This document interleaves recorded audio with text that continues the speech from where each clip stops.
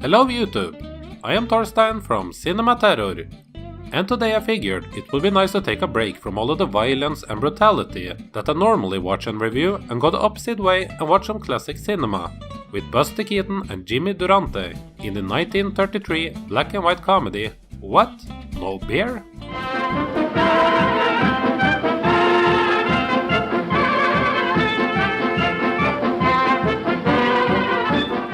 In What No Bear, we follow the taxidermist Elmer J. Butts, played by Keaton, and his friend the barber Jimmy Potts, played by Durante. The times have been tough, but things are looking more optimistic as there are serious political discussions going on, making alcohol legal to sell again after the prohibition against it has only caused a rise in bootlegging, and that has made the mafia very, very rich. Jimmy sees the possibility of alcohol becoming legal again to be a great opportunity in making big money, so he convinces Elmer that he should use all of his life savings to start a brewery with him.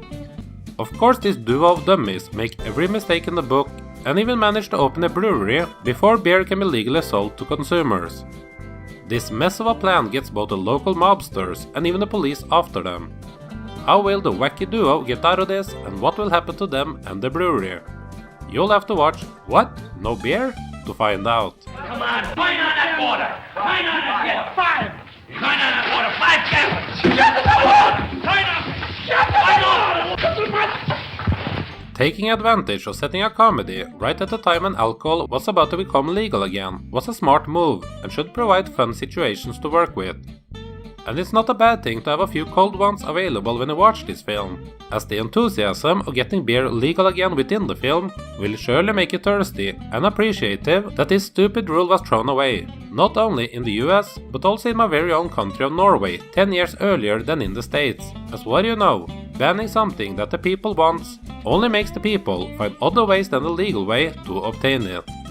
A worldwide rule that most politicians will sadly never understand, but I digress. Do you want liquor back in this country? Yes. There are some fun scenes in this film that revolves around the beautiful beverage that is beer. But most of the time is spent with Buster Keaton and co-star Jimmy Durante doing some classic silly slapstick comedy bits. They do balance each other out as a team, which is something they had done together already on the previous films Speak Easy and The Passionate Plumber. Durante actually takes the biggest part in their scenes together, and you can see that the guy was good at his stick and suited his part very well. Although if you're not a fan of loud comedians, then I'm not sure how well you will receive him. For me, he was a bit hit or miss, but he did bring the film some energy to balance out the more toned down Keaton. Keaton has the standout scenes of the film, but he also looks a bit off at times, which from what I read after seeing the film could be put on him going through a lot at the time. He was not happy with his deal at MGM, which had joined 5 years earlier, blaming the dismay on lack of creative freedom. He also went through a divorce and had a problem with alcohol, which made him turn up inebriated on the set. What No Beer would become Keaton's last film with MGM. Schultz is near beer they'll buy. Why, he's so popular back east that St. Louis claims he's from Milwaukee, and Milwaukee claims he's from St. Louis. And it's legal? Elmer, do you think that I'd lie to you? That doesn't mean that he just showed up for a paycheck on this though. As usual, he does stuff that must be hurtful as hell to his body, and it is easy to appreciate his introverted, quiet persona when he stands next to a loud guy like Durante, but we've seen Keaton in better work than this before. They do put in a romance between Keaton and the lovely Phyllis Berry, as a girl with a weird name Hortense. Hortense? Did I say that right? But the romance angle does little for me, as the more time I spend with Keaton's character, the more I started to wonder if he's supposed to be mentally challenged in the film. I understand that making characters be excessively dumb can be funny, but I would have liked a bit more balance. So, while this is a little out of my normal choice of film entertainment, and I cannot say that I am an expert on Buster Keaton or comedy movies from the 30s, I still had a good time with What? No Beer.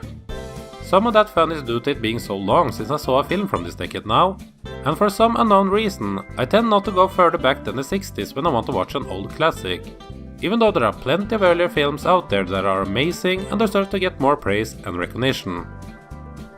The director behind this film was Edward Sedgwick, who horror fans might recognize as he was the guy behind the camera on the 1925 version of The Phantom of the Opera, starring none other than Lon Chaney. And he had also worked with Buster Keaton several times before, including on the critically acclaimed The Cameraman. He did a good job in keeping a decent pace to the film, but I do have to complain that some of the setups felt a bit too much like stage play comedy for my taste. Now shut your eyes. You are looking. No, I'm not. See? I got my eyes closed. Here. What? No Bear might not be one of the best from Buster Keaton's filmography, and it is not a film that I would recommend that you start with if you are unfamiliar with his great work. If you want to explore his contribution to cinema, and you definitively should, then go with a masterpiece like The General. Big fans of Keaton and/or Durante, or just comedies from this time period, should be able to find enough positives about What? No Bear to make it worthwhile its low running time of only 65 minutes. Not all of the comedy hit that well for me, and I didn't care all that much for all of the characters. So I'll say that What? No Bear deserves to get the OK score of 2.5 out of 5. I know that most of my subscribers are more fans of horror and exploitation films, but are any of you out there fans of films from the pre-Code era? Any films, horror or not, from this time period that I feel more people should check out? Let me and others know about it in the comment section below. Hope you enjoyed this video, even if it is a bit different from what I usually do, and that I will come back for more videos in the future, here on Cinema Terror. Thank you!